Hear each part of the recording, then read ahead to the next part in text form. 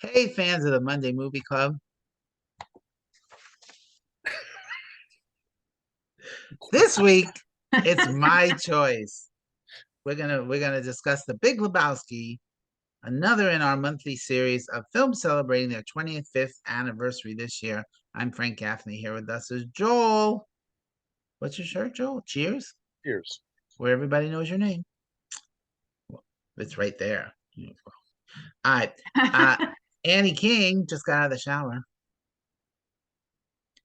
And Cringer is going to talk today. It's a miracle. It's a miracle. Mark Wotis Gardner has a picture up, so I guess he likes this movie. And that face John Goodman is making is how I react to everything Mark Gardner says. That's a true story. Okay, Frank, why Big Lebowski? Well, this was my brilliant idea to review movies from 1998, 25th anniversary. And actually on the Franken list, The Big Lebowski is the second highest ranked film after Saving Private Ryan. So, wow, people like it. And you know I love me some Coen brothers. I'll watch anything they do. And this certainly ranks up there with their best. I agree with Wotits over there. It has all their favorite elements, essential crime, offbeat comedy, beautifully realized characters, and inventive camera work. That's the Coen brothers, right? This was their follow-up to Fargo, and at first it was not a box office success, but has since acquired cult status. I read there's also been a Lebowski Fest. I have that in my notes. Once? Have they done that more than once? Oh, it pops up. Pops up a lot of time. People cosplay. They even get dressed up as they get dressed up as characters, including a severed toe. How funny! They go bowling, and it also started a religion called Judaism. Yes, that's craziness. And the film is also in the National Film Registry as being aesthetically, or what is it, Joel? What's the three qualifications? Aesthetically, politically, geographically important. I don't remember. It's got three things. Hey, wait a minute. Shouldn't we all be drinking White Russians? Yes. A little too early, but yes. Not a little racist. I don't know. Just call it a Caucasian. Yeah, a Caucasian Russian. Jeff Bridges as the dude is the calmest of calm. John Goodman is the craziest of crazy. And Steve Buscemi just needs to shut up. Dave Huddleston is actually the Big Lebowski of the title, and he enlists the dude to deliver the ransom for his trophy wife, played by Tara Reid. Why Tara Reid? Oh, she was big at the time. This is before she went into a crazy descent. And complications ensue, as does hilarity. Joel, I think I read somewhere that this is loosely based on The Big Sleep. Is that the plot of The Big Sleep? Not yes and no, not exactly. It's got a lot of film noir, and Dashiell Hammett and Raymond Chandler, elements to it. So, they may have looked at The Big Sleep or read The Big Sleep and been like, hey, let's steal little bits and pieces from it and kind of move in there. So, an homage, if you will. Yes, very much so. And they do that a lot in their films. So, and so there were, of course, there's nits to pick. The firstly, the dude goes bowling in the movie, but we never see him actually bowl. And Donnie, who's Steve Buscemi, he's so overlooked that his shirts don't even have his name on it. All his shirts say Austin or Ray, but it never says Donnie. And John Goodman keeps telling him to shut up, but I think it's mostly because John Goodman has probably seen Fargo too many times where he did not shut up. So he was telling him, shut up. And then there's Philip Seymour Hoffman, the perfect Weasley tight-ass assistant. Oh, my God. And wild John Turturro, like you've never seen him in his life, as the bowler named Jesus. I think he just might be a pedophile. Do you get that impression? It's explained in the movie. Yeah, don't they say that? I'll talk a little bit more about that because I watched the sequel with him. I haven't seen it yet. Okay. So many terrific performances. Julianne Moore, David Hudson, of course. Sam Elliott. Oh, my God. How funny is he? All great. Every person in the movie, even the ones you only see for a minute or so, it feels real. Everything feels real. You get the sense, they're actually real people doing shit. It really so beautiful. But it all goes back to Jeff Bridges, a truly great performance, really. And part of what makes the film so unique is that the dude, like usually you watch a movie and the hero has heroic qualities. The dude has none. None. There's no reason for him to be the hero of the story. And he's just so good. And he inspires no confidence whatsoever in anyone. And the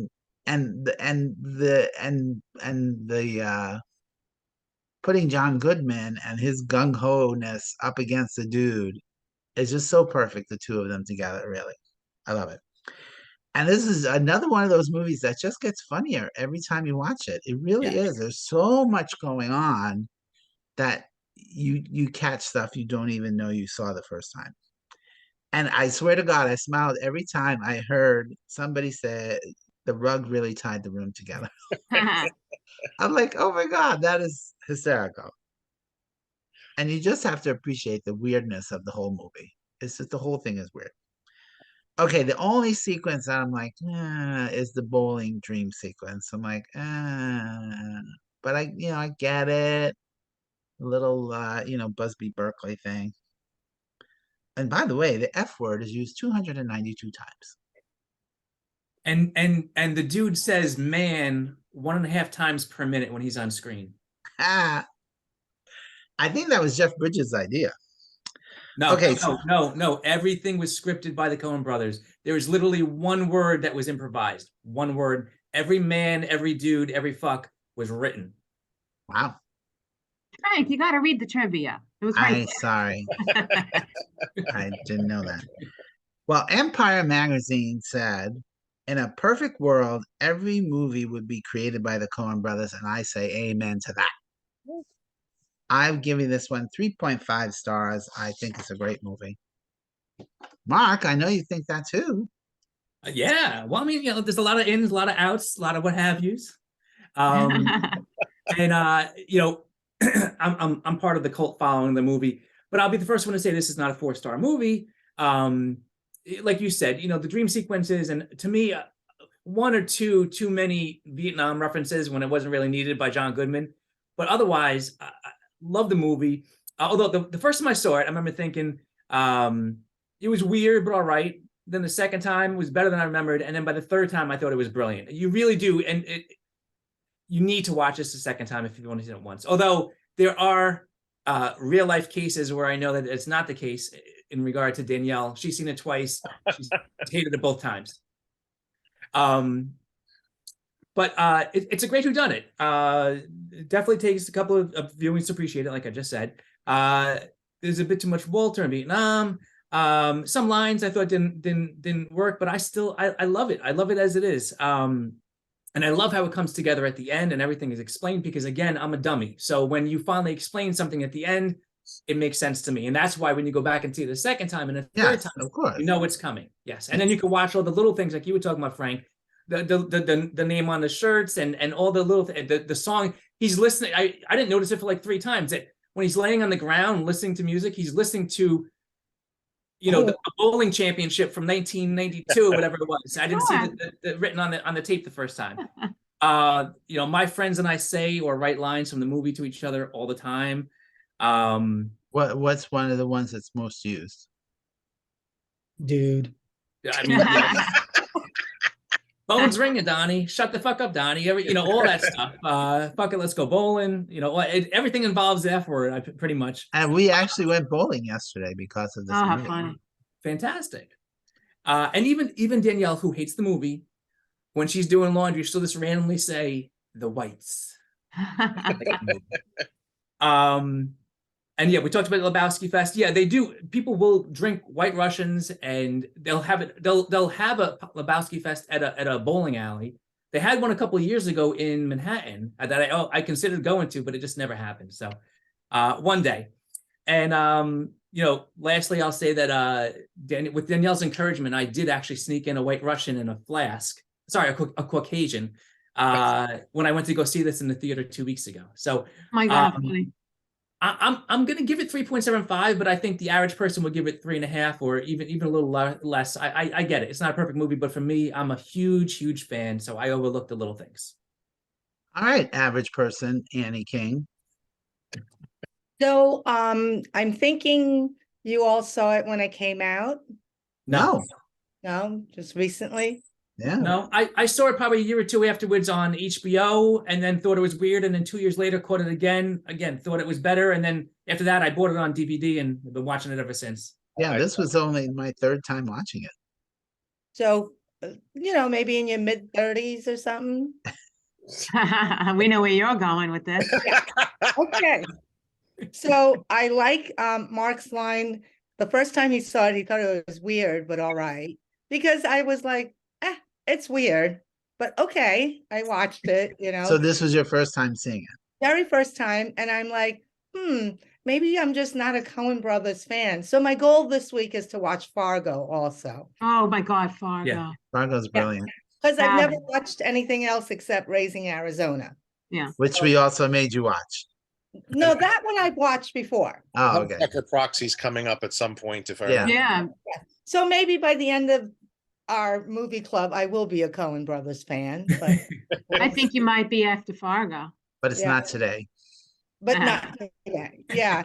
I mean, I watched it. There was some very cute parts and stuff. And then it was just so much going on that like after an hour, I'm like, how much more of this movie do I have to sit through? Endure. Yeah. It was just so much. Yeah, there's some great parts, funny lines and everything. But since it was my first time, it was weird, but all right.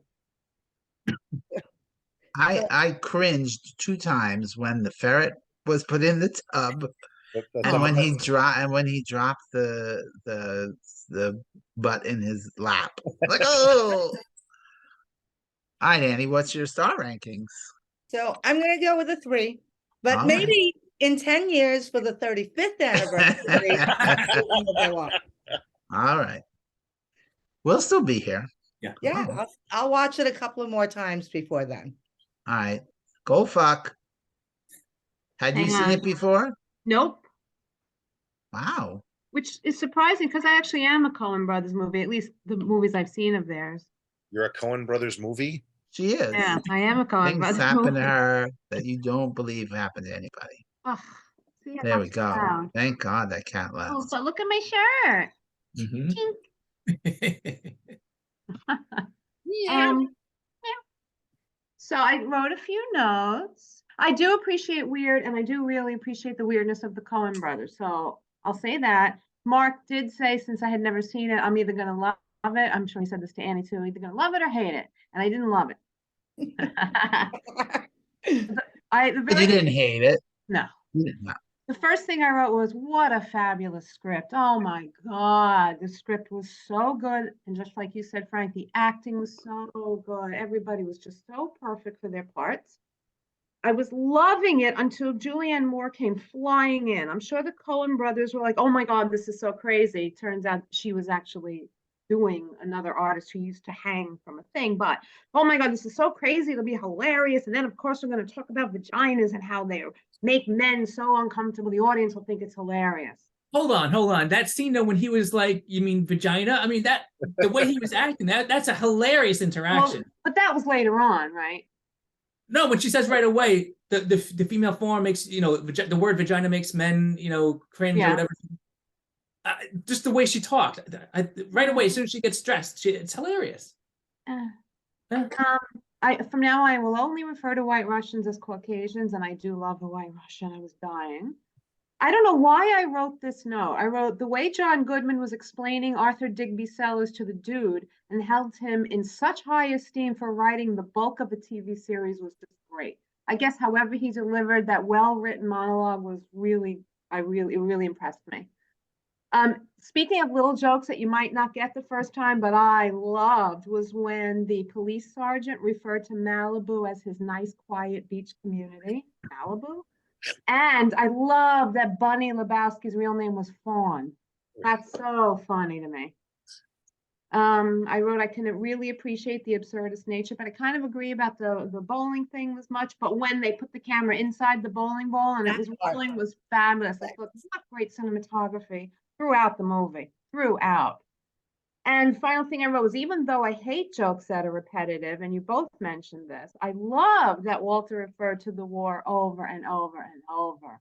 That was just, to me, that was just as good as constantly saying, shut the fuck up, Donnie. I loved it. What were you going to say, Mark? No, just I agree. I just felt there was a few times where it was almost like they're trying too hard to throw in Vietnam. That's all. But I absolutely love that he says it over and over again. And the whole scene in the coffee shop when he's slamming, I'm sitting here, I'm drinking my coffee. You know, that's fantastic. Yeah, just great. And then I read that you sure read in the trivia or already knew in the original script, he was going to say, you weren't even in Vietnam. That was cute. But I didn't know that actually. Yeah. I did read though that this is John Goodman's favorite movie that he's ever done. Yep. I'm glad everybody was so good. It was nice to see John Goodman without that horrible lisp he has now from his fake teeth. It's painful to watch on the corners. Anyway, I will give it 3.25 stars. And I almost watched it a second time thinking I really need to watch this movie at least 2 or 3 times to love it as much as certain people do, but I just didn't get around to it. No, you got to give it a year. Give it a year and then go back. Okay. So 3.25. It worked for Danielle. Yeah. Joel, tell them where they're wrong. Oh. It's the Coen brothers. They can't do any wrong. Thank you, Joel. Joel, we love you. Everything you say. Yeah. No, Frank said it before. I've said it before. The Coen brothers make interesting movies, even if they're bad, whatever that means to someone. They're still interesting. I enjoy this movie a lot. I've seen it a few times. I had not seen it in probably about a decade at this point. So it's not my favorite, but I still enjoy watching it. And I obviously had no issues watching it this time. It didn't feel like homework. It just felt like I'm catching up with an old friend I haven't seen in a while.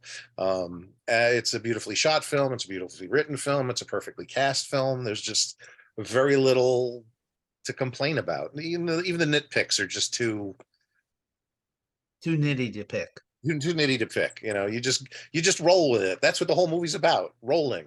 So I don't really have much more to say about it. It did inspire me to sit down and go, wait, didn't they do a pseudo spin-off with Jesus? And I remembered that they did with John Turturro. So it's streaming. But the Coen brothers were not involved. The Coen brothers, the only involvement they had was they gave John Turturro permission to use the character. And it's streaming on Showtime if anybody's interested. I would say, I don't know how anybody kept a straight face when he had the bag with the ball and he was. And oh my God. He did all that stuff himself. I mean, let him improvise everything that he was doing in that film. Wait, I think somebody said that every moment of that was except for John Turturro. No, they let him improvise moments, not words. Yeah. But his introduction with Hotel California and his dance, I mean, come on, it's fantastic. And ridiculous at the same time. He was terrific. And that's pretty much what his film, The Jesus Rolls, which is the name of the movie. It's actually a remake of a French film, and I can't remember the name of it, but the Jesus ROLES rolls? No, ROLLS, like Jesus, like rolls his ball down the alley. Except there's only one bowling scene in the film, and it's basically he's been in prison for a while, and he gets out of prison and he meets with his friend who may be more than a friend, and then they go on some crime spree adventures. It's funny in spots, but it's really weird and over the top. And I wouldn't say if you're a fan of The Big Lebowski, you should watch it because it's meh. Anyway, like I'd say it's a 2.5 star film, whereas Lebowski's like 3.5, 3 3/4. So, which one is the official? I'll agree with Frank instead of Mark. I'll agree with Mark next time. Thanks. No, it really is. I mean, you girls need to catch up and watch it again. I don't think a half star and a quarter star is that big a difference. It's Wait, I not. missed it. Amy, how many did you give it? And a quarter. And Annie Oh. gave it 3 stars, so it's not like anybody said, "Oh my God, this film is horrible." To No, be I honest, think- if the first time I ever watched, if I went back, I might have not even given it 3 stars. So I totally get it. Makes sense. Yeah, I think 3 stars is a nice, respectable, Absolutely. good Like, movie. any Coen Brothers film would start at 3 stars. Exactly. And yeah, I think a 3-star movie, I say, yeah, you can watch it. Yeah, I'm okay with it. There have been some movies that were less that we've done, actually. So, all right. Any last minute comments there? Joel and Ethan Cohen on the line? No. Yeah. We give them so much love. They should join us. Yeah. All right. Oh, here, I had an idea. If anybody's still watching at this point of the game, maybe we should do like those YouTube channels and say, if you want us to review a particular movie, put it in the comments below. Oh, how Oh, funny. there you go. Sure. And don't we'll forget watch to that click movie. like. And don't forget to Like and click subscribe. like. Like and So subscribe. you can follow us and subscribe to our channel. Joel has a channel, right, Joel? I So do you have a put this channel. on YouTube? Some of the videos are up there on YouTube, and some of them are not yet because I'm lazy. Actually, I take All that right. back. They're all on YouTube. It's just that you need the link to actually get to them. They're not public. They're Oh, they're unlisted because I had been putting them in my blog, and right. I'm behind in those. So I'll All get right. them up there at some point. All right.